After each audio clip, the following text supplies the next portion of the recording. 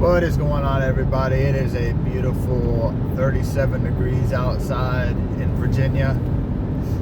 Nothing is growing outside except for evergreens.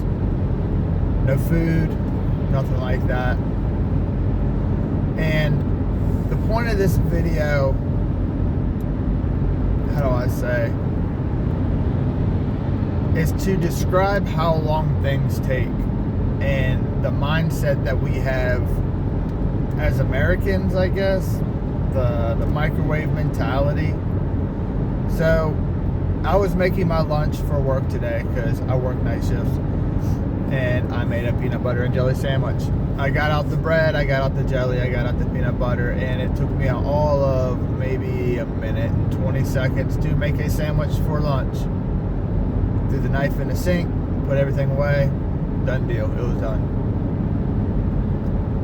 A lot of people, as they should be preparing for things to come, whether it's a flood or a hurricane or a tornado or earthquake or alien invasion or World War III, whatever you're preparing for. You should have food set aside that's already pre-made, ready to go.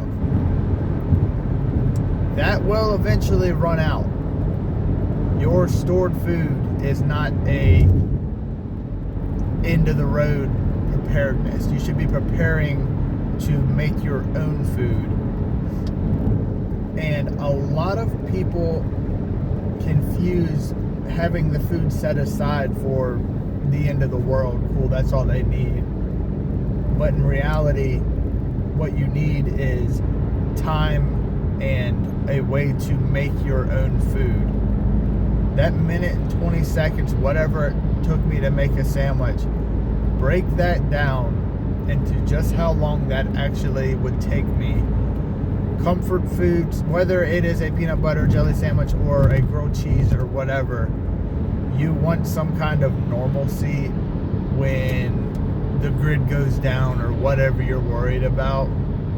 You don't want to be eating rations every day. You don't want to be eating hardtack and all this survival food every single day. You want some kind of normalcy in your life just for morale and just to have a sense of just normal every day. Imagine eating bread and water every day to survive. It wouldn't be too good on your psyche. You know, you'd start to get a little depressed, especially if you have kids that are very picky. The world ends. You're going to run out of chicken nuggets. You're going to have a way to get them to eat food. And yeah, when they get hungry enough, they'll probably eat whatever. But that goes back to the morale of everybody. Going back to the peanut butter and jelly sandwich. You need some kind of jelly. Whether it's grapes or strawberry or whatever you're making, whatever you enjoy. You need peanut butter. How do you make peanut butter? You grow peanuts. How do you make the peanut butter? How do you grow the wheat? How long does it take to grow all this stuff? What kind of tools do you need to grow all these?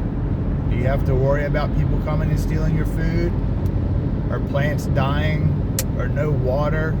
Do you have the tools necessary to make the ingredients? Do you know how to make yeast? Do you know how to make pectin? Do you know how to make jelly in general? Do you know how to find sugar? Do you know how to grow sugar? Are you even able to grow sugar in your region?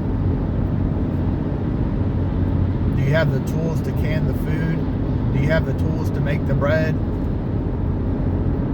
That stuff. So I've grown strawberries before, that's not a problem. I tried to grow wheat one time. My first time trying to grow it, I planted it in spring, I think. Yeah, it was spring. Nothing grew. I said, that must have been like bad seed or something. And the following year, I didn't have my garden in that area anymore. A bunch of plants started popping up, really tall grass. And I let it grow. I said, that looks like wheat. It took a year. It was winter wheat or whatever. You were supposed to plant it in the fall time. It sits over winter and then it will grow. That's something that I learned. I messed up. Luckily, it's not the end of the world, and I didn't eat a peanut butter jelly sandwich at the time. But the point is, you got to do this stuff now and learn how to do it now and fail now to get your time down to where if you want a peanut butter jelly sandwich at the end of the world, you'll know how to do it. You can buy all the peanut butter in the world and store it. You can buy all the jelly and store it. I don't really know how you can store bread. You can buy the flour, I guess, or the wheat berries. You can buy a bunch of it. But you need to be able to procure your own food. See, the big misconception with people is I'm just going to buy all this food and it's going to last me for years and years and years until somebody comes and steals it, or it goes bad, or the mice get into it, or whatever happens to it.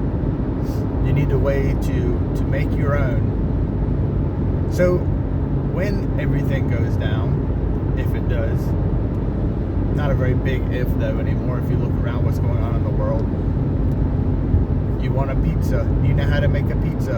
And it's not just the peanut butter and jelly sandwich, it's anything, any kind of normal, regular food that we're used to. We go on Amazon, we click one button. We go on Grubhub and click one button. We go to the store. We spend 20, 30 minutes in the store buying all of our ingredients and going home and making all these great meals. And people are talking about how, oh, I can, survive the end of the world. For how long? Do you just want to survive? Do you want to be comfortable? I kind of want to be comfortable. I don't want it to happen at all. But if it does happen, I want it to happen now. Hurry up and get it over with before my kids grow up and have to deal with all the hard things. I would rather it happen now so I can deal with it and I can show my kids as they're young, growing up, how to do these things, which we should be doing now anyway. The whole point of this, the whole point of preparing is to get you to where you need to be, to where you can make your own stuff, to where you can grow your own food, to like ketchup. I love ketchup. At the end of the world, I'm not going to have ketchup, but I can make my own ketchup. And I need tomatoes, and I need sugar, and I need vinegar. How do you get all these things? How do you store all this stuff? Well, you don't necessarily need to store all of it.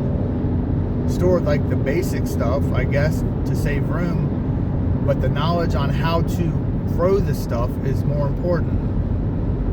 You're not going to get anywhere in a survival situation if you don't know how to actually do things on your own, if you don't know how to grow your own food. The big thing is hiding it, is storing it, is making sure people aren't coming by and stealing your crap.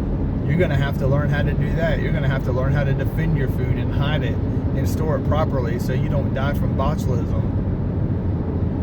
All these little things add up.